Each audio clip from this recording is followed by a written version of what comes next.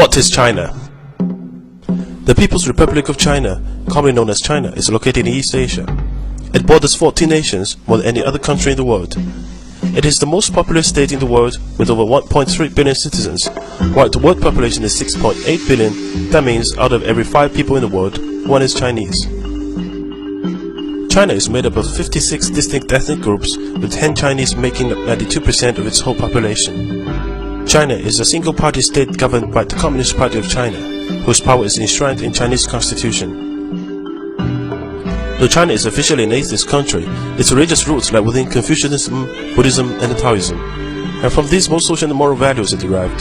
There are also a significant number of Chinese Muslims who arrived via the Silk Road trade route and still retain their own distinct culture. History. China is one of the world's oldest civilizations, dating back more than 5 millennia and was ruled by successive dynasties until 1912. During this time, many great discoveries in the fields of science and technology were made, including the inventions of printing, paper, gunpowder, and the compass. This period also saw the construction of many landmarks, such as the Great Wall, which stretches over 4,000 miles, equals to 30 return travels from London to Paris. After a period of foreign occupation and civil war, the Communist Party of China, led by Mao, gained the control of mainland China in 1949 and established the People's Republic of China. The modern China of today is as much shaped by its past as it is rapidly abandoning old ways and looking to the future. While many of its big cities are comparable to any in the West, the underlying culture is still vastly different. Traveling outside large urban areas also highlights the growing disparity between rich and poor. Language. Chinese is the most widely spoken language in the world, as well as one of the most intelligible for foreigners. There are many regional dialects of Chinese, although the most widely spoken is Mandarin and Cantonese. Chinese characters evolved over time from earlier forms of hieroglyphs. Chinese contains over 40,000 characters, but a well-educated person can recognize around 6,000 characters. Some 3,000 are required to read a newspaper. Chinese calendar. Chinese zodiac is a scheme that relates each year to an animal. This is the year of rabbit. Chinese New Year is the most important of the traditional Chinese holidays. Windows and doors will be decorated with red-colored paper cuts, and the couplets with popular themes of happiness, wealth, and longevity. On the eve of Chinese New Year, supper is a feast with families. The family will end the night with firecrackers. Early the next morning, children will meet their parents by wishing them a healthy and happy New Year, and receive money in red paper envelopes. Chinese people love red color, which symbolizes prosperity and good luck. The period around Chinese New Year is also the time of the largest human migration, when between 150 and 200 million migrant workers in China bring home their earnings and go to have reunion dinner with their families on Chinese New Year's Eve. Youth. Most married couples in China are subject to the one-child policy, which was introduced in 1979 to curb massive population growth. It is believed to have prevented more than 300 million births since then. Another consequence of the policy has been the emergence of so-called little emperors. A generation of self-centered consumers has developed. While the Chinese education system has rapidly developed, there remains a heavy emphasis on passing exams. The upshot of this is that exams dictate the curriculum. While Chinese students can master and memorize incredible amounts of knowledge and information, they often lack the ability to critically think, develop their own opinions, and engage in creative activities. Due to the propensity for preferring sons over daughters, China is facing a large population imbalance, with currently around 120 boys born for every 100 girls. By 2020, there will be 30 million more men than women. Economy. Since economic opening up and reform policy began in 1978, China's economy has grown 90 times bigger and is the fastest growing major economy in the world. China's annual average GDP growth is predicted to be 9.5% for the period of 2011 to 2015. It is the world's largest exporter and the second largest importer of goods. It is also now the world's second biggest consumer of luxury goods. It now has the world's second largest GDP at about $6 trillion, 40% of the United States. Although its per capita income of $4,300 is still low and puts China behind roughly 100 countries, China's growth has been uneven when comparing different geographic regions and the rural and urban areas. Development has also been mainly concentrated in the eastern coastal regions, while the remainder of the country are left behind. In the past decade, China's cities expanded at an average rate of 10% annually, a scale unprecedented in human history.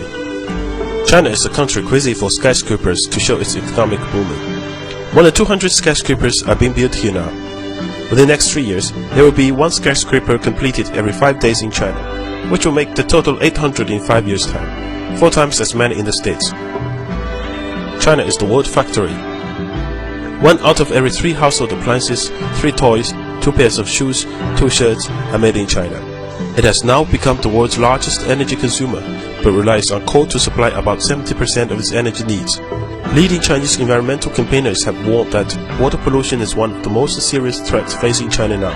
Yet with $34.6 billion invested in clean technology in 2009, China is the world's leading investor in renewable energy technologies. China produces more wind turbines and solar panels than each year than any other country in the world. Food.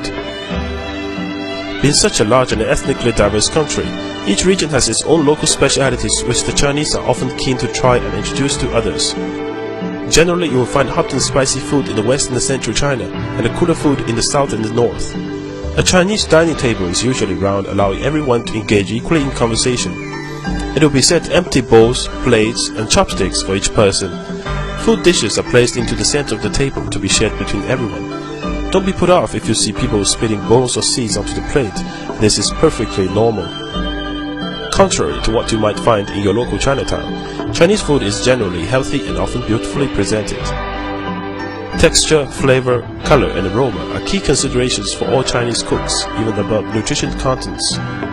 Chinese dining is about showing respect and hospitality for the guests, and is often used as an extension of the boardroom. Heavy drinking is often part of doing business, and it is expected that you will keep up with the others. If you do not want to drink alcohol, make it clear before you start. Core concept. Face. 面子.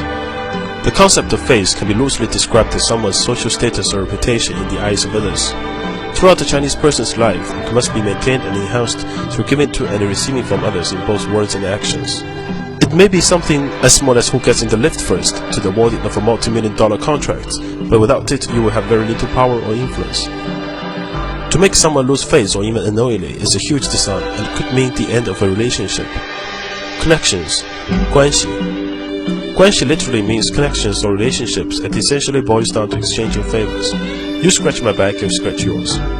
It can loosely be compared with the idea of network in the West, but usually goes much further in terms of developing and nurturing the relationships through social exchanges and favors, which must be repaid at greater value in time. Relationships between families, friends, and the business of associates are often closely interwoven. In such an environment, issues of corruption are not uncommon when guanxi obligations take precedence over normal rules or laws. The doctrine of the mean, 中庸, known as the doctrine of the mean or good mean. This concept involves balancing one's position among a group to maintain conformity and a sense of harmony. To do this while still achieving one's personal objectives is considered by the Chinese people to be the ideal way of living. This can be applied to the workplace, where one should behave in a way which is seen to be neither ambiguous nor lazy at the same time. Chinese people never openly criticize, ignore, or make fun of a person in front of others, even jokingly. When discussing individual performance, they always emphasize good points before bad ones. Differences. Chinese people may ask you personal questions or make observations about your age, income, religion, or appearance, but don't take it personally. Likewise, Chinese rarely say please or thank you, as it is seen as a necessary formality between friends or family. In a Chinese meeting, often only the most senior attendees will talk, and all questions should be directed to those people. Silence is not a sign of weakness in China. Often the unsent message is more important than what is being said verbally. To be successful in China requires different ways of thinking. A famous Chinese historian professor put this well. The Chinese people are frank yet tactful, honest yet sophisticated, suspicious yet gullible, unscrupulous yet loyal, advocate etiquette yet often appear unmannered, stand for the golden mean yet are extreme, value the quality of being thrifty yet like to parade their wealth, maintain traditions yet love to chase modern fashion, believe contentment brings happiness, yet often daydream about becoming overnight millionaires. Believe the word of the fortune teller, yet lack affiliation to any religion. This is China, one big contradiction which refuses to be placed in a box. In China, you will find all extremes, but that's all part of the challenge and adventure of doing business here. Be patient and have fun.